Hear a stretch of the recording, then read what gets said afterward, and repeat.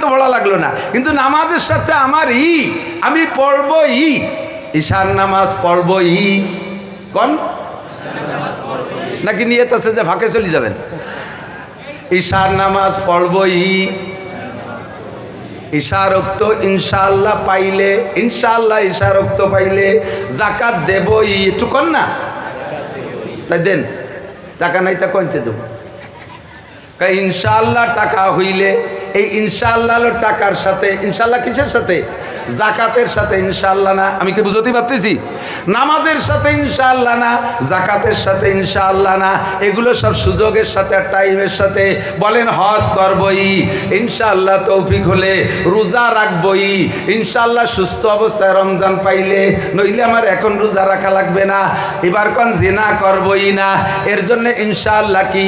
ইনশাআল্লাহ সুযোগ পাইলেও জিনা করব না, সুদ খাবো না, খাবই না, সুদ খাবই না ইনশাআল্লাহ, সুদের সুযোগ আসলে সে সময় খাইব না, ঘুষ খাবই না ইনশাআল্লাহ, ঘুষের টাকা হাতে পাইলে সে সময় ঘুষ খাবো না।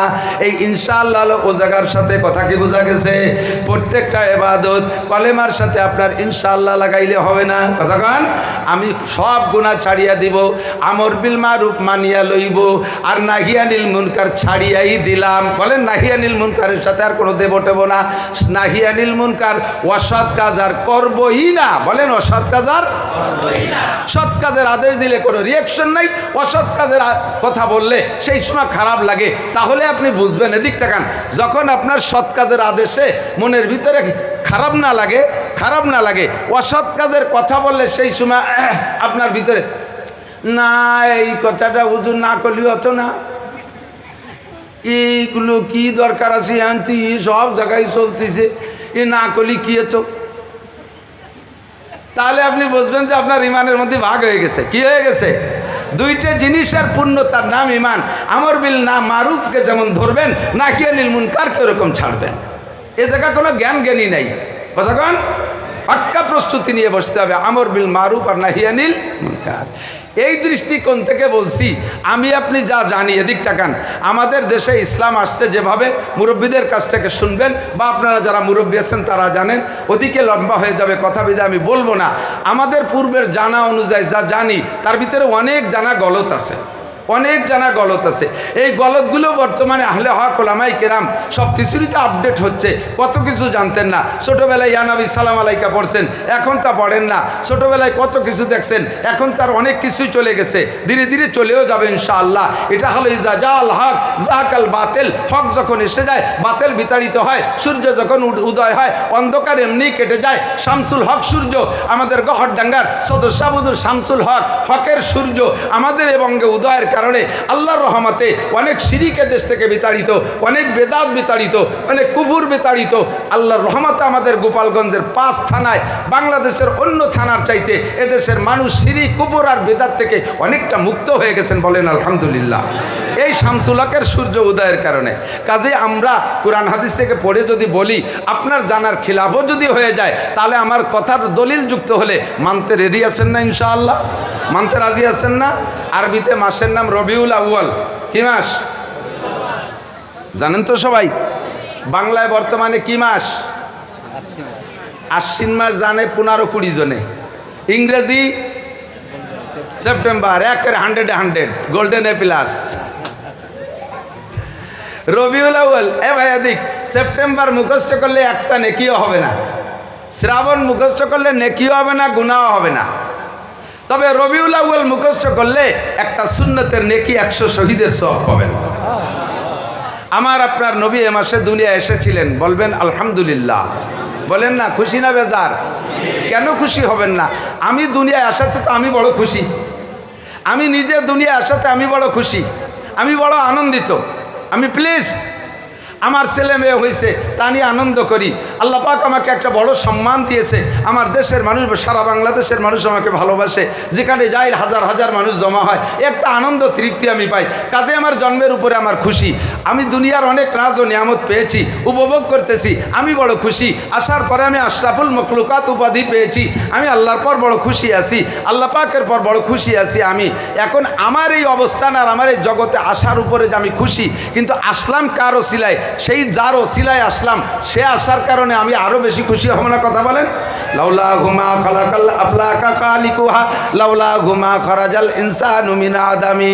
আমার নবীকে না বানাইলে আল্লাহ গোটা মানব জাতি বানাইতেন না, চন্দ্র বানাইতেন না, সূর্য বানাইতেন না, আসমান বানাইতেন না, জমিন বানাইতেন না, জিন বানাইতেন না, অনেক কিছু বানাইতেন না। নবী পাকের আগমনের ওসিলায়, নবী পাকের উদ্দেশ্য কইরা আল্লাহ পাক হাজার হাজার লক্ষ লক্ষ মখলুক সৃষ্টি করেছেন, তার ভিতরে আমিও সৃষ্টি হয়েছি। আর আমার সৃষ্টির উপরে যদি আমি খুশি হই, আমার নবীর সৃষ্টির উপরে আমি এর চাইতে কোটি কোটি গুণ বেশি খুশি। ঠিক কিনা? আসছেন পরে, সৃষ্টি সবার আগে, নবী আসছেন সব নবীদের পরে, অথচ সৃষ্টি অনেক আগে। একটা মাঝে মাঝে বলে থাকি, একটু মজা এদিক টাকা। একদা জিবরিল আলাইহিস সালাতু ওয়াস সালাম এক সাহাবার রূপ ধরে, বেশিরভাগ দাহিয়াই কালবি রাদিয়াল্লাহু তাআলার রূপ ধরে আসতেন। এক এক সময় এক এক রূপ ধরে আসতেন। ফেরেশতাদের বৈশিষ্ট্য ইয়াতাশাক্কালু বিআশকালিন মুখতালিফা, বিভিন্ন সময় বিভিন্ন রূপ ধারণ করতে পারে ফেরেশতারা আর জিনরা, আর মানুষের রূপ ধারণ করতে পারে না। মানুষের আখলাক আর চরিত্রের পরিবর্তন ঘটাইতে পারে, কিন্তু বাহ্যিক রূপ পাল্টাইতে পারে না। জিবরিল আলাইহিস সালাম সাহাবা ইকরামদের রং রূপে আসতেন, সেই বডি ধারণ করে আসতেন, আবার অন্য অন্য রঙেও আসতেন। তো বেশিরভাগ আসতেন দেহিয়াই কালবি। হাজি সাহেব যারা আছেন তারা বলতে পারবেন, যারা জানেন তারা জানেন, আর যারা না জানেন তারা জানেন না। দেহিয়াই কালবি নবী আলাইহিস সালাতু ওয়াস সালামের নবুয়তির আগে কাফের ছিল, এত বড় উশৃঙ্খলার উগ্র মিজাজি ছিল, আর এত বড় কি বলবে বর্বর ছিল, নিজের 14টা মাইয়াকে, নিজের 14টা মেয়েকে জীবিত দাফন করে দিয়েছে কাবাঘরের পাশে। হাজি সাহেব যারা গেছেন, বাবে আব্দুল আজিজ নামে একটা গেট দেখছেন না, আব্দুল আজিজ গেট। এই আব্দুল আজিজ গেট দিয়ে ঢুকতে মিসফালা থেকে বাম পাশে দেখবেন নিচে একটা জায়গা আছে, জেদ্দার দিকে কি বলা হয়, জেদ্দার দিকে যাওয়ার রাস্তার ডাইন পাশে নিচে একটা জায়গা আছে, আমাদের এই মাঠের মতো এত খানিক জায়গা, এরকম খানিক হবে। এর ভিতরে দেখবেন একটু বড় বড় পাথরওয়ালা কয়েকটা পয়েন্ট আছে, তার 14টা পয়েন্ট আছে। এই 14 জায়গা দেহিয়াই কালবির 14টা মেয়েকে দাফন করছে। জিবরিল আলাইহিস সালাম একবার এক সাহাবার রূপ ধরে, বেশিরভাগ দেহিয়াই কালবির রূপ ধরে আসতেন, একবার এক সাহাবার রূপ ধরে আসছে। আসার পরে হযরত ফাতেমা রাদিয়াল্লাহু তাআলা আনহা নবী জিবরিল আলাইহিস সালামকে সম্বোধন করে সালাম দিয়ে বলছে, আসসালামু আলাইকুম, ছোট চাচা যান কেমন আছেন? আমাকে গোপালগঞ্জ এলাকায় ছোট চাচারে কি কয়, দুদু কয় না, ধরে নেন কয় দুদু কেমন আছে। তো জিবরিল আলাইহিস সালামও জানে যে দুদু বা ছোট কাকা তো বাপের যে ছোট হয় তারে কয়। তা আমি ওর বাপের, উনার ফাতেমার বাপের কত আগে রে 2.5-3 লক্ষ নবী রসুলের কাছে বার্তা বহন করলাম, তারও কত লক্ষ বছর আগের থেকে দুনিয়া আছি, উনরা কয়মাই ভূতি আসার আগেই, আর আমারে কয় ছোট কাকা, একটু মুখখান বেজার বেজার। হুজুর জিবরিলের চেহারা দেখে কয়, জিবরাইল একটু বেজার বেজার ভাব কি? তো জিবরিল আলাইহিস সালাম উচিতবাদী পরিষ্কার মানুষ, পরিষ্কার ব্যক্তি, উনি বলে দিয়েছে, ফাতেমা আমারে ছোট কাকা কইছে, এতে আমার একটু খারাপ লাগছে। তো ছোট কাকা বলে, দোষ কি? কাকা তো কইছে, ছোট কাকার বড়। তা আমি আপনার কত আগের থেকে দুনিয়া আসি, আপনি আমার কত পরে, সে আমার ছোট কাকা কেন পাবে? তো হুজুর আলাইহিস সালাম বলছেন যে আপনার বয়স কয় বছর হবে? তো জিবরাইল বলেন, আমার বয়সের তো এরিয়া দিতে পারবো না, কদ্দূর, আমার তো জন্ম নিবন্ধন কার্ড হাতে নাই, তবে একটা ঠুয়ো হিসেব আমি করতে পারি। সময় সময় ঠুয়ো হিসেব আমরাও বলি। একজনের বাপের জিয়াবতে খাওয়াইছে 1 সপ্তাহ পর্যন্ত, খুব খাওয়াইছে। যত মানুষ আসে আর যায়, কোনো মাপা জুবা নাই, খালি গরু জবই দেয় আর খাওয়ায়। লাস্টে উনি চার দোকানে বসে গল্প করে, 1 সপ্তাহ পর্যন্ত বাপের জিয়াবত খাইছি। কি পরিমাণ যে মানুষ! হুজুর জিজ্ঞেস করছে, কত হবে একটা সংখ্যা? কয় যে অত গুনার কায়দা নাই, খাইয়ে দিয়ে যাওয়ার সময় খিলা লড়ছে, তাতে 10 কাঠা বই সোন লাগছে। তো 10 কাঠা বই সোনে, এক একটা সোনে 7-8 কান খিলে লয়। এবার তুমি গুনিয়ে বেড়াওগে কত হয়েছে, এরকম ঠুয়ো হিসেব। তো জিবরাইলকে জন্ম নিবন্ধন ধরে আমার বয়সের শুরু শেষ কইতে পারবো না, তবে আমি একটা ঠুয়ো হিসেব বলতে পারি। এই পূর্ব আকাশে একটা তারকা উঠত, এই তারকাটা 80,000 বছর পরে একবার ওঠে। কয় বছর? 80,000 বছর পরে একবার ওঠে তারকাটা। আমি ওই তারকাটাকে 80,000 বার উঠতে দেখেছি। তাহলে এবার হিসাব করেন কত? তো এই হিসাব করার তোর কম্পিউটারও জায়গা নাই। 80,000 বছর পর একবার ওঠে, আর আমি 80,000 বার দেখেছি। হুজুর আলাইহিস সালাম বলে, উরি বাবা, তাই তো আপনি অনেক বয়সী।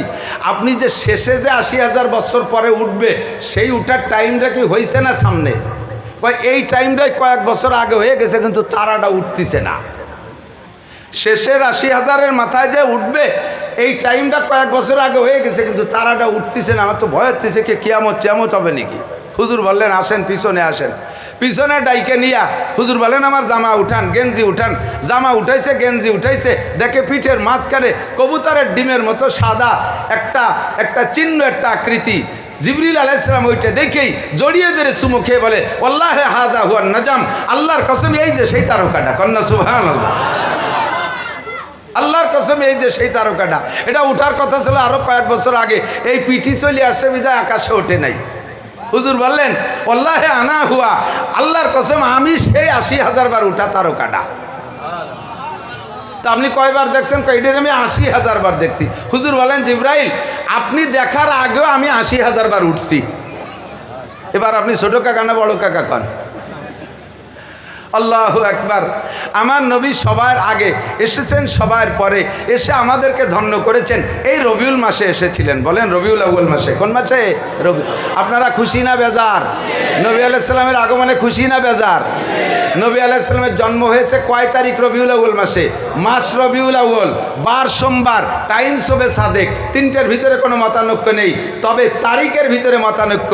90%, 90%, বরঞ্চ 95% ঐতিহাসিকদের খেয়াল রায় হলো নবী পাকের জন্ম হয়েছিল রবিউল আউয়াল মাসের 8 তারিখ।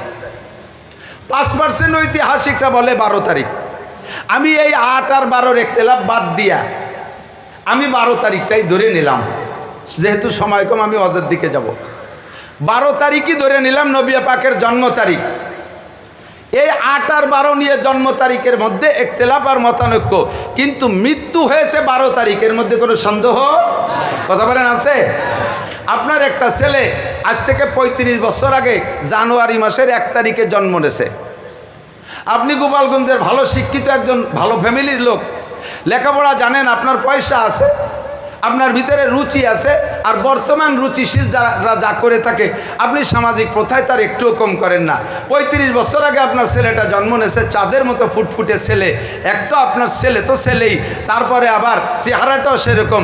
আপনি সেই থেকে নিয়ে ছেলের পর সন্তুষ্ট হইয়া আপনি প্রত্যেক বছর 1 জানুয়ারি তার জন্মদিবস উপলক্ষে কেক কাটেন। আমাদের দেশে কেক কাটাকাটি আছে না? আরে যদিও কেক কাটা জায়েজ নাই, জন্মদিবস পালন করা জায়েজ নাই, তবু আপনি করে থাকেন। আমি যেটা বলছি আর কি, আপনি এই 35 বছর পর্যন্ত 1 জানুয়ারি জন্মদিবস পালন করে কেক কাটছেন। ছেলেটা BCS ক্যাডার, ভালো চাকরি পেয়ে গেছে, ভালো পদমর্যাদায় সরকারি চাকরি পাইছে, আরও খুশি। এরপরে চাকরি পাওয়ার পরে 5 বছর আরও বড় কেক কাটেন। হঠাৎ করে 35 বছর পরে যাইয়া বয়সের 35 বছরের মাথায় যে ছেলেটা 1 জানুয়ারি স্ট্রোক করে মারা গেছে, তার মারা যাওয়ার আগের 35 বছর আপনি 1 জানুয়ারিকে জন্মদিবস উপলক্ষে আনন্দের সাথে কেক কাটছেন। কথা বলেন। এবার 35 বছরের মাথায় এসে ছেলেটা 1 জানুয়ারি মারা গেল। এখন থেকে নিয়ে বাকি জিন্দেগিতে আপনি 1 জানুয়ারি তার জন্মদিবস উপলক্ষে বাকি জীবনে আপনি যদি বেঁচে থাকেন এই 1 জানুয়ারিতে আর কি আপনি কেক কাটবেন না শোক কাটবেন? কেক কাটবেন না শোক করবেন? আপনি এখন থেকে কলিজা কাটবেন। 1 জানুয়ারি আসলে আর আপনার মাথায় কাজ করে না। ছেলেটার কবর জড়ায় ধরে কান্দেন, তার প্যান্টটা ছিল জড়ায় ধরে কান্দেন, তার শার্টটা ছিল জড়ায় ধরে কান্দেন, তার একটা ছবি ছিল তাই বুকের সাথে জড়ায় ধরে 1 জানুয়ারিতে কান্দেন। কেন কান্দেন? আপনি কেক কাটবেন, এই দিন তো তার জন্মদিবস। 63 বছর আগে বিশ্বনবী জন্ম নিয়েছে, সেই জন্মের পরের থেকে আমরা 63 বছর ধরে নিলাম, জন্মদিবস পালন করলাম। জায়েজ না জায়েজ পরে মোহাব্বতের সাথে করলাম, কিন্তু 63তম বছর যাইয়া 12ই রবিউল আউয়াল নবী ইন্তেকাল করলেন। এখন এই দিন আপনি খুশিতে কেক কাটবেন না এই দিন শোকের কারণে আপনি কলিজা কাটবেন? এই দিন আপনার কলিজা কাটার দিন। কথা বলেন ঠিক না? সাহাবায়ে কিরামও যে স্বভাব, আমারও সেই স্বভাব হতে হবে। আমি নবী পাককে ভালোবাসি আমার জীবনের চাইতে বেশি। কথা বলেন ঠিক না? হ্যাঁ মুসলমান, নবীকে যে নিজের জীবনের চাইতে বেশি ভালোবাসতে না পারবে সে লোকটা মুমিন হবে না। নবী বলেন লা ইউমিনু আহাদুকুম হাত্তা আকুনা আহাব্বা ইলাইহি মিন ওয়ালিদিহি ওয়া ওয়ালাদিহি ওয়ান নাসি আজমাইন। হে দুনিয়ার মুসলমান, তুমি অতক্ষণ পাক্কা মুমিন হতে পারবে না। খেয়াল করে না এদিক, কিয়ামতের ময়দানে আমাকে বঙ্গবন্ধু সুপারিশ করার সুযোগ পাবে কিনা জানি না, মাননীয় প্রধানমন্ত্রী শেখ হাসিনা সুপারিশ করার সুযোগ পাবে কিনা জানি না, জিয়াউর রহমান সুযোগ পাবে কিনা জানি না, এরশাদ সাহেব সুযোগ পাবে কিনা জানি না। আর তাদের সুপারিশে আমার এক পয়সারও কাজ হবে কি হবে না তা জানি না, বরঞ্চ তাদের পাশা নিয়ে অমাবস্য শুরু হয়ে যেতে পারে। কথা বলেন ঠিক ঠিক না? যেই ব্যক্তির সুপারিশ ছাড়া একটা পর্দা বসারও একজন মানুষও এক কদম সামনে বাড়বেন না, জান্নাতে যাইতে পারবেন না, তিনি হলেন বিশ্বনবী মুহাম্মদুর রাসূলুল্লাহ সাল্লাল্লাহু আলাইহি ওয়াসাল্লাম। আমার নবী বলেন, আমার সাথে যদি জান্নাতে যাইতে চাও, নবীর সাথে জান্নাতে যাইতে চান কে কে? আল্লাহ তুমি নসিব করে। হাত ঘুরিস টেকা, ক্যামেরা ঘুরো, এই নয়ন ক্যামেরা ঘুরো, হাত দেখ, গোপালগঞ্জে গিয়ে হাত দেখ। একটু তাকবীর হবে, বলবেন তো ইনশাআল্লাহ? নারায়ে তাকবীর। আল কোরআনের আলো, আল হাদিসের আলো, আল্লাহ রসুল যেখানে, কোরআন সুন্নাহ যেখানে, আলেম উলামা যেখানে, আলেম নাই যেই দলে, কোরআন নাই যেই দলে, বিশ্বনবীর শত্রুরা, বিশ্বনবীর শত্রুরা, ইহুদিদের দালালরা, বিশ্বনবীর অপমানকারীর দুই গালে, ভারতের ঠাকুরের দুই গালে তাকবীর। জাযাকুমুল্লাহ। আল্লাহ তাআলা এই হাতগুলোকে কাবার গায়ে পৌঁছায় দিক। এই হাতগুলো নবীর রওজা স্পর্শ করার তৌফিক দান করুন। মক্কা মদিনার জমিনে হাত রাইখা সিজদা দিয়ে নামাজ পড়ার তৌফিক দান করুন। আল্লাহ এই সব হাতগুলোকে আশিকে রসুলের কাতারে নাম লেখায় নাও। আল্লাহ এই হাত সবাই তোমার রসুলকে তার জীবন, নিজের জান মাল, মা বাপের চাইতে বেশি ভালোবাসে। এই ভালোবাসা তুমি কবুল করে নাও। নবী পাক বলেন, তুমি মোমেন হতে পারবা না, আমার সুপারিশ পাইবা না, হাউজে কৌসার পাবা না, আমার সাথে দেখা হবে না, হাসরের মাঠে তোমার সাথে আমার দেখা হবে না, যদি তুমি আমাকে তোমার জানের চাইতে, তোমার মালের চাইতে, তোমার আব্বার চাইতে, তোমার সন্তানের চাইতে বেশি ভালোবাসতে না পারো। যদি এই ভালোবাসা আমাকে না দিতে পারো, লা ইউমিনু আহাদুকুম, তোমরা কেউ মোমেন হতে পারবা না। ও দোস্ত, আমার নবীকে ব্যঙ্গচিত্র করে, দুঃখর বলে, দুঃখ আমি ভাষায় ব্যক্ত করতে পারি না, বড় দুঃখ লাগে। এই ভারত হয়েছে, ইন্ডিয়া হয়েছে, সমস্ত ভেজালের গুরু, ভেজালের ইন্ডাস্ট্রিজ। গুলাম আহমদ কাদিয়ানি নবীর এগেনস্টে নবুয়তি দাবি করছে। ওর বাড়ি কি মক্কা? ওর বাড়ি কি মদিনা? ওর বাড়ি কি বাংলাদেশ? গুলাম আহমদ কাদিয়ানির বাড়ি ইন্ডিয়া। কোন জায়গা? ধরে কোন জায়গা? বাংলাদেশে যত ভণ্ড পীর আছে, যত মাজারপন্থী আছে, সমস্ত মাজারপন্থীদের প্রোটেকশন হয়েছে ইন্ডিয়া থেকে। খাদ্যের ভিতরে যে ভেজাল, এই যে ফরমালিন টরমালিন সব কিন্তু আছে ইন্ডিয়াতে। কতক্ষণ? খাদ্যের ভেজাল, ধর্মের ভেজাল, ইমানের ভেজাল, ইসলামের ভেজাল, শরীয়তের ভেজাল, সব জায়গায় ভেজাল সৃষ্টি করে ওরা। আর পিরাই আইসা কিছুদিন আগে এক মহিলা এক উদ্ভট কথা বলিয়া সারা দুনিয়ার মুসলমানকে জ্বালাই দিয়েছে। আবার বর্তমানে আইসা এই যে কি ওর নাম কি, রামগিরি। হ্যাঁ, রামগিরির সাথে আর একটা উপাধি যেন কি আছে, হযরত মাওলানা রামগিরি লানাতুল্লাহি আলাল কাযিবিন। মূর্তি বানাইয়া মুহাম্মদুর রাসূলুল্লাহ নামে মূর্তি বানাইয়া সে মূর্তিটার নাক সে ভেঙে ফেলাই। মুহাম্মদ রে মারলাম। তোমাদের দেবদেবী যেমন তারে লাইতলি চলালি যেমন কথা কয় না, তুমি সেই রকম মনে করো। আরে তোমাদেরগুলো আরে এতদিন বলি নাই, এটা আমাদের দায়িত্ব না, এটা আমাদের বলা নিষেধ। মুসলমানদের কটাক্ষ করে তাদের ধর্মীয় অনুভূতিতে আঘাত করা, এটা ইসলামে নিষেধ আসছে।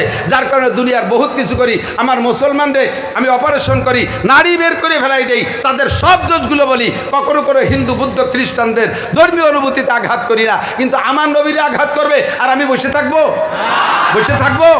এবার কিছু আমার বলার অধিকার আছে না নাই? দায়িত্ব আছে, অধিকার আছে। কথা বলেন ঠিক ঠিক না? আল্লাহু আকবার। রাস্তায় দাঁড়ায় এক মুসলমান, সে সর্বক্ষণ মূর্তির এত ভক্ত, কাঁধে করে রাখে। যে জায়গায় যায় নামাইয়া তাকে কিছু প্রণাম করে তারপরে সে কাজে হাত দেয়। কন্ট্যাক্ট পাইছে ওই জায়গায় মূর্তিরে রাখে, সেখানে সেবা টেবা দিয়ে তার ইবাদত করে তারপরে কন্ট্যাক্টের কাজে হাত দেয়। আল্লাহু আকবার। তো এ সব জায়গায় এই মূর্তিরে গাড়ে করে রাখে, আর কোনোদিনও আল্লাহর নামও তার জবানে আসে নাই। এই সেই আমলে সেই মানে প্রথম সময় ইসলামের। এবার মূর্তিরে গাড়ে করে নিয়ে যাইতে যাইতে রাস্তায় দিয়ে চলতে চলতে এক জায়গায় ধর পেশাব আইছে, তো মূর্তিরে গাড়ে হয়ে বসে তার পেশাব করলে পেশাব ক্লিয়ার হয় না। এই যুবকরা দিক থাকা মোবাইল হাতে পেশাব পায়খানা যাবা না, তাহলে কিন্তু ক্লিয়ার হবে না। ওই দান্দায় তোমার ও পেটটা সাফ হবে না পরিষ্কার। তো মূর্তি গাড়ে থাকলে পেশাব পায়খানা ক্লিয়ার হবে না। ও মূর্তিরে রাস্তার পাশে নামাই থুইয়া এবার পেশাব করতে বসছে। পেশাব করে টরে উঠে আসে, দেখে যে কুত্তু একটা যাইয়া বগল উচরে কুত্তর সেই মূর্তির আগাগুলা স্প্রে করে দিছে, আর মাথায় মারিয়ে দিছে আর শেষ পর্যন্ত। আল্লাহু আকবার। ওর গেছে মিজাজ খারাপ হইয়া, কুত্তর পর মিজাজ খারাপ হই নেই, মিজাজ খারাপ হয়েছে ওর দেবতার উপরে। আরে তুই, তোর কি ক্ষমতা আছে, তোর কি ক্ষমতা আছে, তুই আমারে কি উপকার করবি? তোর নাক মুখ বইরে কুত্তই মুচিয়ে দিল, তাই তুই ঠেয়াতে পারলি না। আর আমারে যদি কেউ কিছু করে, তুই আমার কি উপকার করবি? কথা বলেন ঠিক ঠিক না? তোর কি উপকার, কি ক্ষমতা আছে? আরবিতে এই মূর্তিরে বলে সনাম। কি কয়? সনাম। ওরা জিকির করে, আমরা জিকির করি, বলেন আল্লাহ আল্লাহ আল্লাহ আল্লাহ আল্লাহ আল্লাহ আল্লাহ আল্লাহ আল্লাহ আল্লাহ। ও দোস্ত, ওরা কয় সনাম সনাম সনাম জিকির করে। তো সনাম কইতে কইতে কইতে কইতে, আর সনাম তো আরবি শব্দ, ওর সাথে সনাম আর সমাদ বেশি পারত না, কিন্তু সনাম আর সমাদ একই কায়দা না, একই ওজনের। ওই সনাম কইতে কইতে হঠাৎ করে মুখ দিয়ে বেড়ে গেছে সমাদ। একবার, অনলি একবার সমাদ। সমাদ কার নাম? আল্লাহুস সামাদ। বলেন আল্লাহুস সামাদ। কুল হু আল্লাহু আহাদ আল্লাহুস সামাদ। বলো ওই আল্লাহ একক, ওই আল্লাহ অমুখাপেক্ষী, ওই আল্লাহ কারো কাছে ঠেকানা, আমার আল্লাহ কারো কাছে ঠেকানা। সমাজ শব্দ মুখ দিয়ে বেরোয় গেছে, ইচ্ছাকৃতভাবে বলে নাই, ভুল ক্রমে বেরোয় গেছে। সঙ্গে সঙ্গে উপর থেকে আওয়াজ আসছে, লব্বাইক ইয়া আবদি লব্বাইক ইয়া আবদি। ও বান্দা, তুমি আমারে কি মনে করে ডাক দিলা? আরে মানুষের শব্দ টের পাওয়া যায়, মানুষের আওয়াজ বোঝা যায়, আর উপর থেকে যে আওয়াজটা আসছে দুনিয়ার কোনো মানুষের কণ্ঠের সাথে মেলে না। একটা অপরিচিত শব্দ অপরিচিত কণ্ঠে আসছে, লব্বাইকে আব্দি লিমা দাওতানি। ও বান্দা, তুমি আমারে কেন ডাকলা? উপরের দিক তাকায় দেখে, কেউরে দেখে না, ভিতরে হাল পরিবর্তন হয়ে গেছে। এবার কয় আল্লাহু আকবার। আরে সমাজ তো শুনেছি মুসলমানদের কাছে এটা তাদের আল্লাহর নাম। আরে যারে কোনোদিন ডাকি না, আরে যারে কোনোদিন ডাকি না, ভুল ক্রমে একবার মুখ দিয়ে বেরোয় গেল, সে আমার ডাকটা শুনলো। আর যারে 80 বছর পর্যন্ত সামনে বসায় সনাম সানাম করে ডাকি, একটা বারও সে ফিরে আমার দিক তাকায় না, সে আমার একটা ডাকের সাড়া দেয় না। কাজেই যারে না ডাকলেও শোনে, সেই আমার রব। যারে ডাকলেও জবাব দেয় না, ও কখনো আমার রব হইতে পারে না। ও মুসলমান, বুঝলে না কোন পদমর্যাদায় দুনিয়ায় জন্ম নিয়েছো? বিশ্বনবী মুহাম্মদুর রাসূলুল্লাহ সাল্লাল্লাহু আলাইহি ওয়াসাল্লামের ইন্তেকালের দিন 12ই রবিউল আউয়াল। ইতিহাস ওই পশ্চিমেরা ইসরায়েলি রওয়ায়াতে ইতিহাসে বিকৃত কইরা আমার নবীর সাথে গোটা মুসলমানকে একটা শত্রুতায় সৃষ্টি করেছে। ইতিহাস বিক্রি কইরা 8ই রবিউল আউয়াল নবীর জন্ম তারিখকে একেবারে গায়েব করে দিয়া 12ই রবিউল আউয়াল জন্ম দিবস, 12ই রবিউল আউয়াল মৃত্যু দিবস, মৃত্যু দিবসটাকে ঈদে মিলাদুন নবীর নাম দিয়া জন্ম তারিখকে প্রাধান্য দিয়া আমাদেরকে দিয়ে ঈদ করায়, আনন্দ করায়। যেদিন আমি শোক করব সেদিন আমাদেরকে দিয়ে আনন্দ করায়। ইন্না লিল্লাহি মালাইকাতান সায়াহিনা ফিল আরদে ইউবাল্লিগুনি সালাম মিন উম্মতি। নবী পাক বলেন, মান সাল্লাল্লাহু আলাইহি ইনদা কবরি। আমার দিক নবী পাক বলেন, মান সাল্লাল্লাহু আলাইহি ইনদা কবরি, যে আমার কবরের কাছে এসে সালাম দেয়, যে আমার কবরের কাছে এসে সালাম দেয়, সামিতুহু, আমি ওইটা শুনি। কন্যা সুবহানাল্লাহ। হায়াতুন নবী শুয়ে আছে সোনার মদিনায়, কবরে নবী জিন্দা। যদি কেউ কবরের কাছে যে সালাম দেয়, নবী কয় আমি শুনি। আমান সাল্লাল্লাহু আলাইহি নায়ান, যদি কেউ দূর থেকে সালাম দেয়, ওইটা আমি শুনি না। আমি মানবিক যোগ্যতায় জীবদ্দশায় যতটুক দূর থেকে ডাকলে শুনতাম, কবরে যাওয়ার পরে অতটুক দূর থেকে ডাকলে শুনি। যতটুক দূর থেকে সালাম দিলে শুনতাম, কবরে যাওয়ার পরে অতটুক দূর থেকে সালাম দিলে শুনবো। আরে আমি মদিনায় বৈশা বাংলাদেশের সালামের আওয়াজ আমি জীবদ্দশায় শুনতাম না। কাজেই মরার পরও বাংলাদেশের থেকে সলাত সালাম পাঠাইলে ওইটা আমি নিজ কানে শুনবো না, তবে আমার কাছে উবলিগ তুহু, এই দুরুদ ও সালাম আমার কাছে পৌঁছাই দেওয়া হবে। সাহাবায়ে কেরাম বললেন, মা ইউবলিগুকা সালাম ইয়া রাসূলুল্লাহ, আপনার কাছে দুরুদ ও সালাম কারা পৌঁছাই দিবে? নবী পাক বলেন, ইন্না লিল্লাহি মালাইকাতান সায়াহিনা ফিল আরদি ইউবাল্লিগুনি সালাম মিন উম্মতি। কোটি কোটি পর্যটক ফেরেশতা ভ্রমণ করে, তাদের আর কোনো দায়িত্ব নাই। ওদের দায়িত্ব হলো কে কোন জায়গা থেকে দুরুদ ও সালাম পড়ে ঠিকানা সহ তারিখ সহ আমার কাছে পৌঁছাইয়া দেয়, আর পৌঁছানোর সঙ্গে সঙ্গে আমি আমার উম্মতের নামে সালামের জবাব পাঠাইয়া দেই। মান সাল্লাল্লাহু আলাইহি মাররা সাল্লাল্লাহু আলাইহি আশারা মাররা, আমার উপরে একবার দুরূদ শরীফ পড়লে আল্লাহ তার উপরে 10টি রহমত নাজিল করে। আমার নবীর উপরে 12 রবিউল আউয়াল নবীর জন্য, নবীর শানে আর আমাদের আনন্দের কিছুই নাই। 63 বছর আনন্দ ছিল, 35 বছর ছেলের নামের কেক কাটছি, মরণের পরে আর কেক কাটি না, এরপরে কলিজা কাটি। 63 বছর জন্মদিবস উপলক্ষে যা করছি না করছি, 63 বছরের পরে যায় যখন ইন্তেকাল হয়ে গেছে, এটা 12 রবিউল আউয়াল নির্দিষ্ট। কাজেই এই তারিখে আর আমাদের ঈদ আর আমাদের আনন্দর কিচ্ছুই নাই, সমস্ত আনন্দকে ধুলায় মিশাই দিয়ে আমাদেরকে এতিম করে চলে গেছেন নবী। কাজেই 12 রবিউল আউয়াল সামনে থেকে আমরা ঈদ করব না শোক করব? সকলে জবানে বলতে হবে, ঈদ করব না শোক?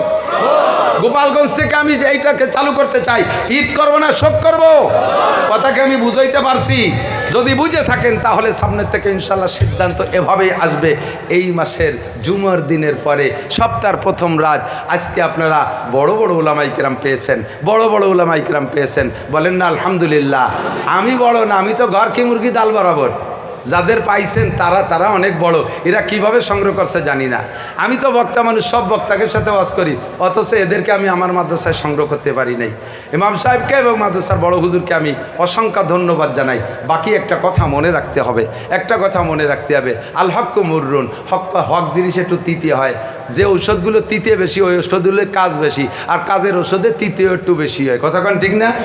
তাই বলে কি তিতে ওষুধ হলেই খাবেন না নাকি? তাহলে তো মরবেন, বাঁচতে পারবেন না। মনে রাখতে হবে, আমরা গোপালগঞ্জে আমাদের আদর্শ, ইসলামী আদর্শর গুরু হলেন সদর শাহ হুজুর রহমতুল্লাহ আলাইহি, ঠিক না? আমাদের ধর্মীয় গুরু কে? শামসুল হক ফরিদপুরি, একটু বলেন না, শামসুল হক ফরিদপুরি রহমতুল্লাহ আলাইহি, তাই তো নাকি বলেন? উনি আসছেন বিদায় এত মাদ্রাসা আল্লাহ পাক আমাদেরকে দিয়েছে। কত মাদ্রাসা পাইছেন জানেন? গোপালগঞ্জ জেলায় 5 থানায় মহিলা এবং পুরুষ মাদ্রাসা দিয়া টাইটেল পর্যন্ত সরকার যাকে এর মান দিয়েছে, এই টাইটেল পর্যন্ত মাদ্রাসা 30টেরও বেশি। একমাত্র ঢাকা জেলা ছাড়া বাংলাদেশের কোনো লোকাল জেলায় এত দাওরায়ে হাদিস মাদ্রাসা নাই। এর ওসিলায়, মাদ্রাসার ওসিলায় উলামায়ে কেরামদের বিচরণের কারণে শিরিক, কুফর আর বেদাত, মাজার পূজা, মাজারে ভুল দেওয়া, মাজারে মোমবাতি দেওয়া, কবরে সিজদা দেওয়া আমার গোপালগঞ্জের জনগণ করে না। কথা বলেন ঠিক ঠিক না? অনেক বেদাত থেকে আমরা উঠে আসতে সক্ষম হয়েছি।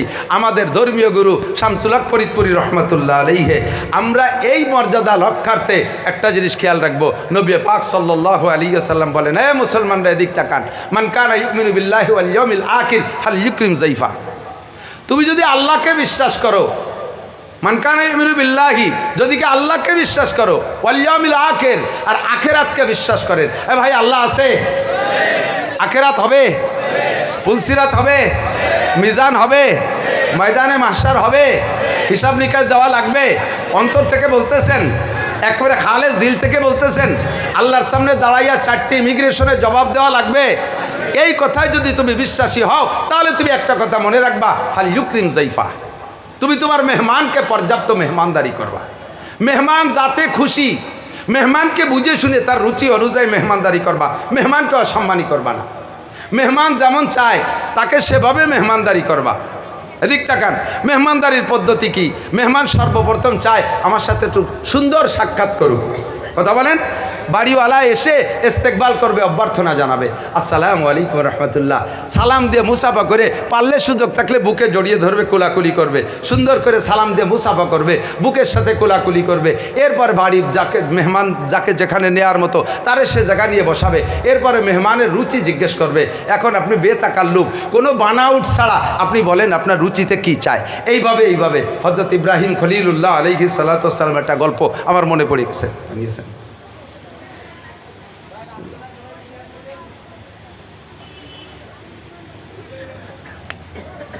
নবীদের ভিতরে, রসুলদের ভিতরে বড় দামি রসুল ইব্রাহিম খলিলুল্লাহ আলাইহিস সালাম, ঠিক কি ঠিক না?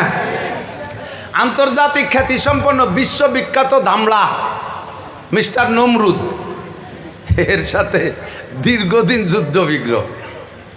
আল্লাহ তাআলা ইব্রাহিম আলাইহিস সালাম রে এমনভাবে কষ্টি পাথরে যাচাই করে নবী রসুল হিসেবে গ্রহণ করেছেন যে 30টা পরীক্ষা করছেন ইব্রাহিম আলাইহিস সালামকে আল্লাহ তাআলা, আর 30টা পরীক্ষায় পাস। কোন সুবহানাল্লাহ। আল্লাহ নিজেই বলেন ওয়াইদিব তালা ইব্রাহিম রাব্বুহু বিকালিমাতিন ফাআতাম্মাহুন্না, আমি আমার ইব্রাহিম রে অনেক পরীক্ষা নিয়েছি, সমস্ত পরীক্ষায় সে পাস করেছে গোল্ডেন এ প্লাস। এই পাশের কারণে ইব্রাহিম আলাইহিস সালামের এই যোগ্যতার কারণে ইব্রাহিম আলাইহিস সালামকে আল্লাহ তাআলা অন্য নবীদের চাইতে আলাদা একটা পদ দিয়ে দিয়েছেন, সেটা হলো খলিলুল্লাহ। বলেন কি? আরবিতে খলিল মানে বন্ধু। এদিক দোস্ত, বাংলায় আমরা দোস্ত বলি, বন্ধু বলি, বিভিন্ন ভাষা বলি। আরবিতে দোস্ত বন্ধু বোঝানোর জন্যে রফিক, সদিক, খলিল, হাবিব 4টে শব্দ। রফিক, সদিক, খলিল, হাবিব। কোন নবীকে আল্লাহ তাআলা সদিক বলতে পারেন, কোন নবীকে আল্লাহ তাআলা রফিক বলতে পারেন। ইব্রাহিম আলাইহিস সালামকে আল্লাহ তাআলা একেবারে কাছে নিয়ে গেছে, খলিল মানে ক্লোজ ফ্রেন্ড, নিকটতম বন্ধু। আর খলিলের উপরে আর একটা ক্লাস আছে সেই বন্ধুত্বের, সেটা হলো হাবিব। সেটা কি? তো ইব্রাহিম খলিলুল্লাহ, মুহাম্মদুর রসুল্লাহ, হাবিবুল্লাহ। টুকা না, মুহাম্মদুর রসুল্লাহ, হাবিবুল্লাহ। আমাদের নবী আল্লাহর হাবিব, আরও নিকটে। ইব্রাহিমুল খলিলুল্লাহ আল্লাহর নিকটতম বন্ধু, তবে আর সে আজিমে উঠতে পারে নাই, আসমানে যাইতে পারে নাই, আল্লাহ পাকের সাথে দেখা করতে পারে নাই। আমার নবী, আপনার নবী আল্লাহর হাবিবুল্লাহ হওয়ার বদৌলতে নবী পাক সাল্লাল্লাহু আলাইহি ওয়াসাল্লাম বলেন, রাআইতু রাব্বি লাইলাতা উসরিয়াবি আশরা মাররা বিগাইরি হিজাব। মেরাজের রাত্রে আমি আল্লাহ পাকের সামনে বইসা, মা কানা বাইনি ওয়া বাইনাল্লাহি হিজাব, আমার মাঝে আর আল্লাহর মাঝে কোনো পর্দা ছিল না। আমি আমার রবকে ওই রাত্রে উইদাউট পর্দা, বিনা পর্দায় একে একে আমার এই চোখ দিয়ে 10 বার দেখেছি। হাবিবুল্লাহ ইব্রাহিম খলিলুল্লাহ, এটাও কম না। ইসমাইল জবিহুল্লাহ আলাইহিস সালাম, ইব্রাহিম আলাইহিস সালামের ছেলে, ইব্রাহিম আলাইহিস সালামকে জিজ্ঞেস করছেন, আব্বাজান সব নবী যা করে আপনিও তাই করেন, উম্মতরে কলেমার দাওয়াত দেন, হক কথা বলেন, আর না হক বাতিলের থেকে ফিরতে বলেন, সৎ কাজের আদেশ দেন, অসৎ কাজের নিষেধ করেন। সব নবীও যা বলে আপনিও তাই বলেন, সব নবীও যা করে আপনিও তাই করেন। কোনো নবীকে আল্লাহ তাআলা খলিল বললেন না, আল্লাহ পাক আপনাকে খলিল বললেন। আপনার কি যোগ্যতা, আপনার কোন কারণে আল্লাহ খলিল বললেন, আমাদের খেয়াল করতে হবে কথা। তো ইব্রাহিম খলিলুল্লাহ আলাইহিস সালাম বললেন, সম্ভবত আমার 3টে গুণ আল্লাহর পছন্দ হয়েছে, এর কারণে আল্লাহ আমাকে খলিল বলেছেন। বলেন আব্বা 3টে গুণ কি? 1 নম্বর গুণ হলো, আমি কখনো মেহমান ছাড়া খানা খাই না। আমি কখনো মেহমান ছাড়া খানা খাই না। মেহমান পাইলে খানা খাই, নইলে খানা নিয়ে বসে থাকি, অক্ত চলে গেলেও আমি খাবো না, মেহমান না আসলে খাবো না। এইটা হলো আমার 1 নম্বর স্বভাব। সূরা জারিয়াতের ভিতরে আসছে, তাফসীর দেখবেন, সূরা জারিয়াত কয় নম্বর পারা হবে সাবরা? 26 নম্বর পারা সূরা জারিয়াত। বলে দিলাম, আপনি যে তাফসীর দেখতে পারেন, তাফসীরে মারবুল কোরআন দেখলে আপনার সহজ হবে। ওর ভিতরে আসছে, ইব্রাহিম আলাইহিস সালাম পরপর 3 দিন মেহমান পায় না, খানা খায় না। ওক্ত মতো খানা রান্না হয়, বসে থাকে, কেউ পায় না, একটা বিলেইও পায় না, একটা কুত্তও পায় না যে তার সাইডে দিয়ে খাবে। অবশেষে ক্ষুধায় ক্লান্ত হয়ে গেছে। আর সে আজিমের মালিকের পক্ষ থেকে লেখা আছে আরও 2 দিন মেহমান বরাদ্দ নাই। এই 2 দিন ইব্রাহিম না খেয়ে থাকলে কষ্ট হবে। এই জন্য আল্লাহ তাআলা ইব্রাহিম আলাইহিস সালামকে খাওয়ানোর জন্য 8 জন ফেরেশতা পাঠাইছে, জিবরিল সহ। মানুষের রূপ ধারণ করে আইসা জিবরিল আলাইহিস সালামের সামনে এসে সালাম দিয়েছে, আসসালামু আলাইকুম নাহনু জুয়ুফুক, আমরা আপনার মেহমান, সালাম দিয়েছে। ইব্রাহিম আলাইহিস সালাম খুশিতে একেবারে আত্মহারা হয়ে গেছে। তাহলে আজকে খেতে পারবো, মেহমান আসছে, আমি মেহমান নিয়ে খানা খাবো, বড় খুশি। যেহেতু মানুষ মেহমান, মানুষের যে রুচি তাদেরও সেই রুচি। আর আরব দেশের স্বভাব হলো, ভালো মেহমান, ভিআইপি মেহমান হলে তাদের জন্য ইন্তজাম হয় আস্ত দুম্বা, আস্ত ছাগল, আস্ত বাছুর জবাই করে ভুনা করিয়া আস্ত নিয়ে সামনে দিয়া, এটা তাদের একটা ঐতিহ্য। আমাদের দেশে যেমন বিরিয়ানি পোলাও ঐতিহ্য। তো ওই আস্ত গরু দেবে বিদায়, ছাগল নাই ঘরে, গোয়ালি যাইয়া দৌড়ে যে মুহূর্তের ভিতরে বাছুর একটা জবই দিয়ে শুলিয়ে স্ত্রীকে দেশে তাড়াতাড়ি ভুনা করে দাও। মুহূর্তের ভিতরে, অল্পক্ষণের ভিতরে, নবী আলা মৌজেজা, অল্পক্ষণের ভিতরে ভুনা হয়ে গেছে, মেহমানদেরকে সামনে দেশে নিয়ে সামনে করে নিয়ে বসছেন। উনি তো ক্ষুধার্ত, উনার দিক দিয়ে উনি খায়, উনি খেয়ে যাচ্ছে, নিচে হয়ে উনি খেয়েই যাচ্ছে। কিন্তু মেহমানরা বাসুরির গায়ে হাত দেয় আর মুখে হাত দেয়, অথচ গোস্ত ছেড়ে না, খায় না। উনার যখন বাসাবদের আমাক যান বাঁচাও পরিমাণ অর্ধেকখানি খাওয়া হয়ে গেছে পেটের, এর মধ্যে ঘরের থেকে ওনার স্ত্রী সারা আলাইহা সালাতু ওয়াসসালাম বলতেছেন, ইয়া খলিলাল্লাহ ইন্নাকা তাকুলু ওয়া হুম লা ইয়াকুলুন, আল্লাহ তারা আপনি দেখেন না আপনার মেহমানরা খাচ্ছে না, তাদেরকে রুচিসম্মত হলো কি না? হয়তো রুচিসম্মত হয় নাই বিদায় খাচ্ছে না, আপনি খেয়ে নিচ্ছেন, তারা খাইতেছে না, একটু খবর নেবেন না? চোখ তুলে দেখে যে সত্যি তাদের পাশে সে বাসুর ছেড়েই নেই। উনি এখন ভয়তে কম্পিত, তাহলে কি আপনাদের রুচিসম্মত মেহমানদারি, আমি নবী হয়ে আপনার মেহমানকে আমি রুচিসম্মত মেহমানদারি করতে পারলাম না, আমি আল্লাহর কাছে কি জবাব দেবো? উনি এভাবে কম্পিত। লিমা আল্লাহ তাকুলুন ফাল মা আল্লাহ তাস্তাহুন, এটা কি আপনাদের পছন্দ হয় নাই? কেন খাচ্ছেন না? জিবরিল আলাইহিস সালাম দল নেতা, উনি বলতেছেন ইন্না লা নাকুলা ওয়ালা নাশরাবা, আমরা খাইও না পানও করি না, খালি আজকে খাই না তা না, কোনো দিন খাই না, বিগত কোনো দিন খাই নাই, সামনে আল্লাহ বাসালি কোনো দিন খাবো না, আমরা কোনো সময় খাই না।